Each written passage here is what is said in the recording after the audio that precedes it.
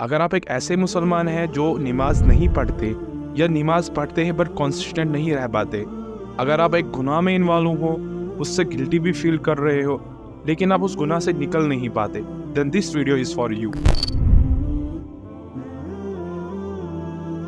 ये वीडियो मैंने अपने पर्सनल एक्सपीरियंस पे बनाया है। ये ज़रूरी नहीं है जो स्टेप्स इसमें मैंने बोले हैं वो आप पे भी काम करे। अगर 2 साल पहले की बात की जाए तो मुझ में भी वो सारी एडिक्शंस थी जो आजकल के कॉमन यंगस्टर्स में होती है, चाहे वो वीडियो गेम एडिक्शन हो, फ़ोन एडिक्शन हो, जंक फूड एडिक्शन हो, एट्सट्रा एट्सट्रा। वो सारी एडिक्शन मैंने जस्ट 2 इयर्स में खत्म कर दी। इतना ही नहीं, मैंने उन्हें गुड हैबिट से रिप्लेस भी कर दिया। Let me tell you how. First step is regular prayer. This is the toughest part, क्योंकि नमाज इंसान को गुनाहों से बचाती है और जिसकी वजह से शैतान सबसे ज्यादा नमाज पर ही अटैक करता है और यहीं पर मेजॉरिटी फेल हो जाती है। Let me show you how I did it. सबसे पहले मैंने दिन भर एक ही नमाज पढ़ी, फिर अल्लाह से दुआ करता रहा, अल्लाह मुझे 5 वक्त नमाज पढ़ने की तौफीक अता फरमा।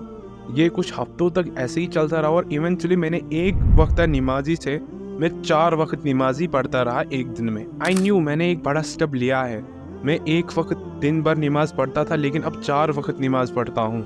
आई न्यू अगर मैंने इतना बड़ा स्टेप लिया है तो इस काम को छोड़ने के मेरे पास बहुत ज्यादा चांसेस थे, इसलिए मैंने इंस्टेड ऑफ गोइंग टू मस्जिद I start praying at home. Environment का भी कुछ इम्पैक्ट पड़ा क्योंकि ऑलरेडी फ्रेंड सर्कल और फैमिली में नमाज पढ़ते थे कुछ लोग, जिनकी वजह से मैं भी 5 वक्त नमाजी बन गया और अल्हम्दुलिल्लाह तब से लेकर आज तक 5 वक्त नमाजी हूँ। हाँ, कोई छोटे मोटे ब्रेक्स आए जैसे 5 दिन के लिए, 10 दिन के लिए, उस वक्त मैंने कोई नमाज नहीं पढ़ी थी, लेकिन फिर भी दिमाग वो कैपेबल हो चुका था कि मैं 5 वक्त नमाजी हूँ, मैं पढ़ूंगा फिर से। नमाज से होता क्या है कि पहले तो आप अपने आखिरत के लिए तो काम कर रहे हैं, दूसरा कि इन रियल लाइफ में भी इम्पैक्ट पड़ता है। फॉर एग्जाम्पल, बाहर बहुत सर्दी है, आप हीटर के सामने बैठे हैं लेकिन अजान हो गई, आपको उठना है, वुजू बनाना है, चाहे पानी ठंडा हो गर्म हो, यू हैव टू मेक वुजू एंड प्रे, और ये आपको दिन में 5 बार करना है। बहुत ही टफ काम। अब आप देखिए, रिगार्डलेस आप कितने कंफर्टेबल थे, आपको वहां पर कितनी गर्मी मिल रही थी या पानी कितना सर्द था, कोई भी बहाना हो सकता था, लेकिन आप उठे और आपने कोई सख्त काम किया, वुजू कर दिया। इसी को डिसिप्लिन कहते हैं। नमाज आपको डिसिप्लिन्ड बनाती है जो आपकी ओवरऑल प्रोडक्टिविटी पे इम्पैक्ट डालती है। स्टेप 2 अज़कार। अल्लाह सुब्हानहू व तआला कहते हैं, तुम मुझे याद रखो मैं तुम्हें याद रखूंगा। मोहम्मद सल्लल्लाहु अलैहि वसल्लम ने हमें कुछ ऐसे अज़कार भी दिए हैं जो माइंडफुलनेस और ग्रेटिट्यूड को प्रमोट करते हैं। अगर आप अपनी जिंदगी में खुश रहना चाहते हैं तो आपको अपनी मेंटल हेल्थ पे बहुत काम करना होगा। आपको ग्रेटिट्यूड दिखाना पड़ेगा।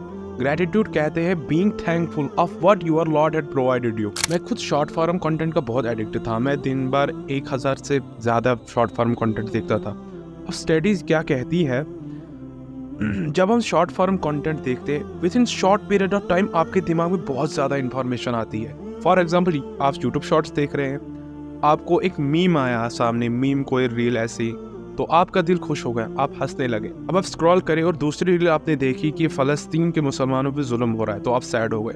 विद इन 1 मिनट आप हैप्पी भी रहे और सैड भी रहे। सो हमारा ब्रेन क्या करता है, जो भी इसे इन्फॉर्मेशन जो बेकार लगे, जो हमने यूट्यूब शॉर्ट्स से दिन भर देख के कलेक्ट किए, वो उसे डिलीट करने पे लगता है, लेकिन इसका इम्पैक्ट हमारी इन रियल लाइफ पे भी पड़ता है।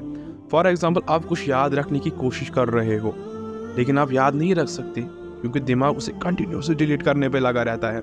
आप खुद पे ट्राई कीजिए, आप याद कीजिए आपने लास्ट रील कौन देखी थी। 90% ऑफ यू वोंट रिमेम्बर। यही वजह है कि आपका क्लियर विजन नहीं रहता, आप फोकस्ड भी नहीं रहते और आपकी डे टू डे प्रोडक्टिविटी पे बहुत इम्पैक्ट पड़ता है। अगर आप एक गुड मेंटल हेल्थ चाहते हैं तो अज़कार is very important. Third step is seeking knowledge. इस्लाम ने नॉलेज गेन करने पर बहुत जोर दिया है, बहुत दीनी और दुनियाई, और अपने फेथ और इस दुनिया की डीप अंडरस्टैंडिंग्स हमें नॉलेज से ही मिलती है। इवन प्रॉफेट मोहम्मद सल्लल्लाहु अलैहि वसल्लम ने फरमाया, इल्म हासिल करना हर मुसलमान पे फर्ज है। सही बुखारी में मोहम्मद सल्लल्लाहु अलैहि वसल्लम फरमाते हैं, तुम में से तब तक कोई ईमान वाला नहीं जब तक उसके वालिद और उसकी औलाद से ज्यादा महबूब मैं ना बन जाऊं। तो वो मोहब्बत पैदा कैसे होगी? देखो, पर्सनली बात करूं तो पढ़ने से पहले मैं भी कहता था जुबानी कि मोहम्मद सल्लल्लाहु अलैहि वसल्लम से प्यार है, लेकिन वो प्यार नहीं था।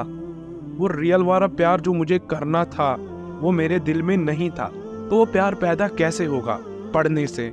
जब आप नबी सल्लल्लाहु अलैहि वसल्लम की सीरत पढ़ेंगे, उन्होंने दीन के लिए क्या किया, उन्होंने हमारे लिए क्या किया, तो आपके दिल में ऑटोमेटिकली उनके लिए मोहब्बत पैदा हो जाएगी। बोनस टिप, आप कोशिश करें कि अपनी डे टू डे लाइफ में मोहम्मद सल्लल्लाहु अलैहि वसल्लम की कुछ सुन्नतें इंप्लीमेंट करें, चाहे वो छोटी से छोटी सुन्नतें क्यों ना हो।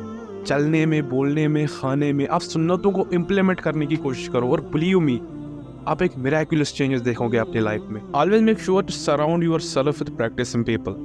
वो कहते हैं ना, अगर आप फूलों के बागों से गुजरोगे तो आपसी खुशबू ही आएगी। उससे क्या होगा कि आपका एक अच्छा कैरेक्टर बिल्ड होगा। So that's it, make sure to pray regularly and make sure to remember me in your दुआज। अल्हम्दुलिल्लाह।